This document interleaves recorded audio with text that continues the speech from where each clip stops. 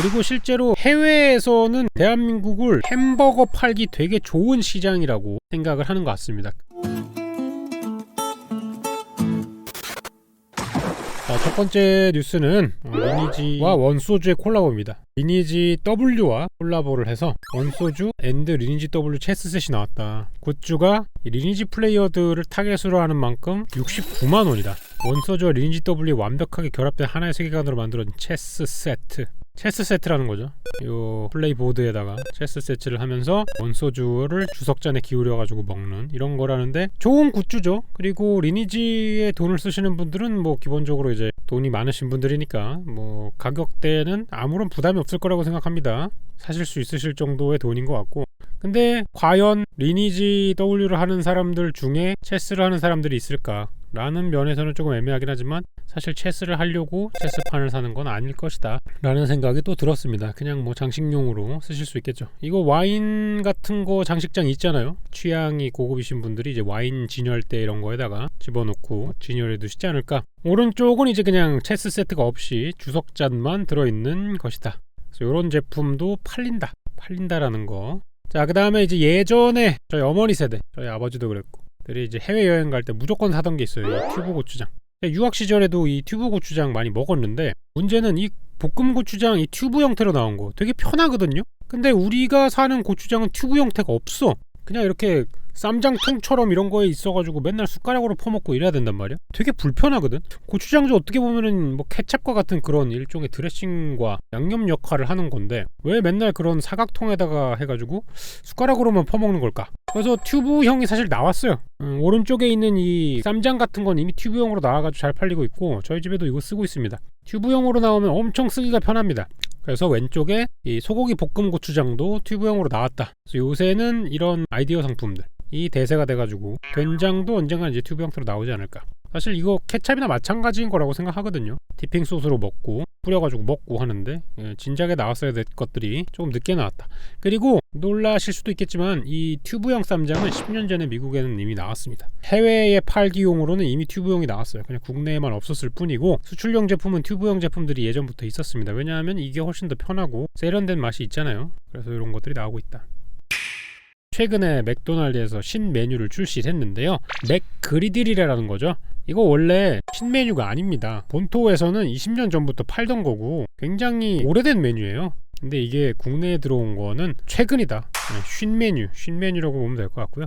그리들이란 게 바로 이거예요. 이 조리 도구 그리들이라고 하는 겁니다. 철판이죠, 철판. 여기에다가 뭐 햄버거를 굽는다거나 토스트를 한다거나 이런 걸 할 때 많이 씁니다. 근데 요렇게 보여드리면 약간 체감을 못 하실 수가 있는데 요거는 이제 북미에서도 많이 팔고 있습니다. 실제로 쓰고 있고요. 이게 이제 가정용 그리들입니다. 가정용 그리들로 가장 많이 하는 게 뭐냐면 이렇게 조식을 만드는 거예요. 우리나라에서는 이게 전부치기용 그릴로 잘 알려져 있죠. 북미에서는 여기에다가 팬케이크를 구워 먹거나 프라이를 하거나 베이컨을 구워 먹는 용도로 가장 많이 쓰고 있습니다. 그래서 이름을 맥그리들이라고 지은 거고요. 실제로 이 맥그리들은 맥 브렉퍼스트라는 메뉴와 굉장히 밀접한 관계가 있습니다. 맥그리들과 맥머핀을 이렇게 따로 분해해가지고 넣은 것이 바로 맥브렉퍼스트죠.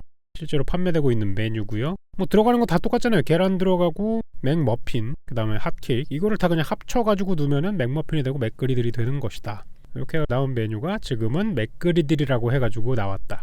이 팬케이크를 샌드위치 대용으로 쓴다는 개념이 몇 년 전까지만 해도 그렇게 익숙하지가 않았나 봐요. 단짠의 맥그리들. 저는 개인적으로 맥그리들보다는 맥머핀이 조금 더 조식 메뉴로는 어울린다고 생각을 합니다. 이 달콤한 거랑 먹는 거 여전히 저는 약간 뭔가 거부감이 좀 있어요. 단짠이라는 게 과자에서는 통용이 되는데 이런 식사의 범위까지 가는 게 조금 쉽지가 않다라고 느끼는 부분이 어지간히 있는 것 같고요. 자, 그리고 이제는 소스도 비건이다.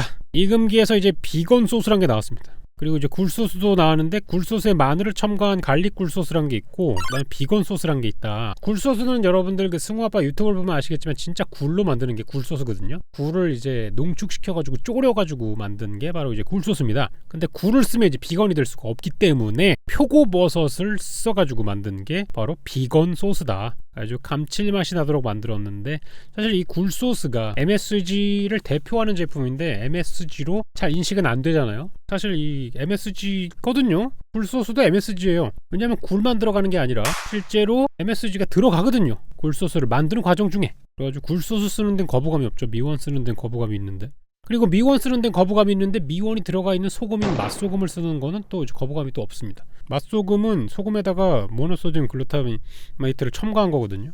맛소금은 오케이인데 미원은 안 된대. 어쨌든 이런 비건 소스란 게 나왔는데, 이거를 홍보할 때 베지테리안 소사이어티라는 비건 소사이어티가 있대요. 이 비건 소사이어티는 어디인 거냐? 이거는 본점이 영국이랍니다. 그래서 여러분들, 영국은 굉장히 여러가지 다양한 음식과 끔찍한 음식도 만들지만 이 비건에 대해 가지고 또 권위가 있는 나라다, 이렇게 보시면 될 것 같습니다. 이 베지테리안 소사이어티에서 인증한 제품들이 굉장히 약간 할랄 같은 느낌으로 마케팅이 되고 있거든요. 영국 사람들은 참 이 맛있는 음식에 대한 축복을 못 받았다, 그런 부분이 좀 있는 것 같고요.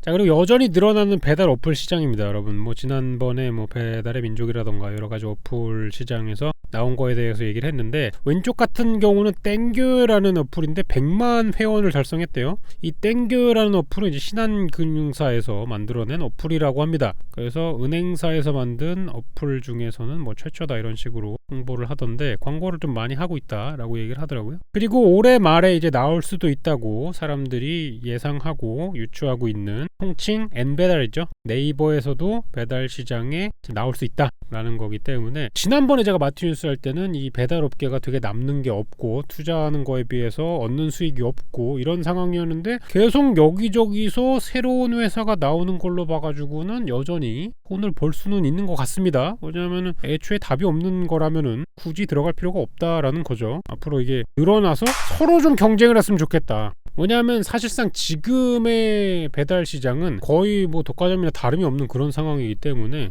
사실 경쟁자들이 나와가지고 더 싸워주는 게 좋다, 서로. 그래야지 그 유저 입장에서는 조금 더 좋은 상황이 벌어지지 않을까라는 생각입니다. 그래서 앞으로 판도가 어떻게 바뀔지 좀 궁금한 내용이 있고요. 늘어나는 어플에 비해 가지고 배달 시장들이 줄어들고 있죠. 그 중에서도 이제 많이 줄어든 게 뭐냐면은 이 피자 시장이, 프랜차이즈 피자 같은 경우에는 매출이 계속 줄어들고 있다. 뭐 도미노라던가 피자헛이라던가 미스터 피자라던가 이렇게 쭉 보면은 계속 빠진다. 여러분, 최근에 피자를 시켜보신 적이 언제입니까?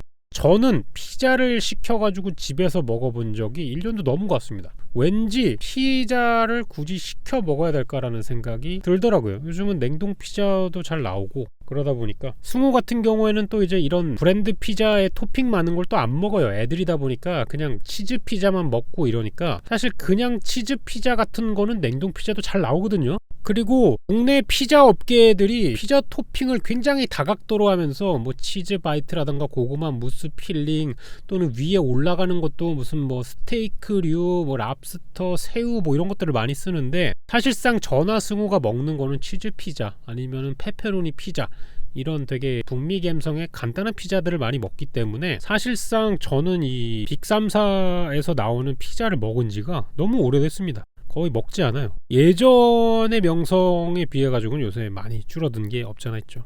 그리고 비슷한 버거 시장입니다. 사실 버거 시장 5대 햄버거 브랜드 매출을 보면은 롯데리아, 버거킹, 맥도날드, KFC, 맘스터치가 가장 많은 점유율을 가지고 있는 회사들이잖아요. 보시면은 뭐 그렇게 많이 늘어나지 않았다. 매장 수를 보면은 맘스터가 압도적으로 많고 롯데리아가 그 다음이고, 그에 비해서 나머지 KFC, 맥도날드, 버거킹은 굉장히 점포 수가 적습니다. 그에 비해서 햄버거 시장 규모는 계속 커지고 있는데, 이 버거 시장이 국내에서 커지는 것에 비교해 봤을 때 이 5대 브랜드는 남는 게 없는 것 같아요. 이거를 어디서 보실 수 있냐면, 지금 현재 매각 시장에 이 매장들 중에 4개가 나와 있습니다. 맥도날드, 버거킹, 맘스터치, KFC 전부 다 매각을 하려고 시장에 내놓은 상태인데 쉽게 잘 안 팔리는 상황인가 봐요.